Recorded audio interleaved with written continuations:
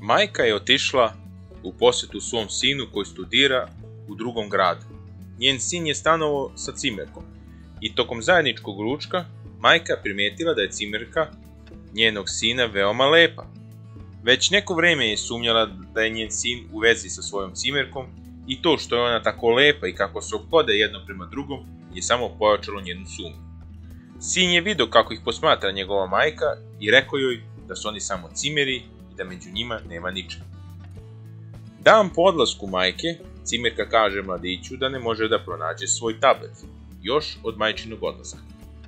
Sin je tvrdio da njegova majka ne bi uzela njen tablet, ali da bi bio siguran, kontaktirat će majku. Zato sin pošalje poruku svojoj majci sljedećeg sadržaja. Draga moja mama, još od tvog odlaska moja cimerka ne može da pronađe svoj tablet.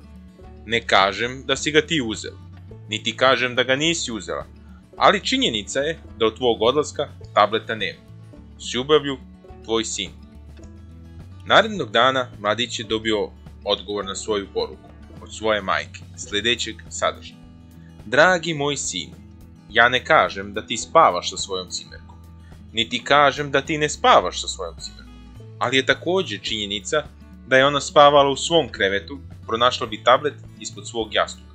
S ljubavlju, tvoja majka.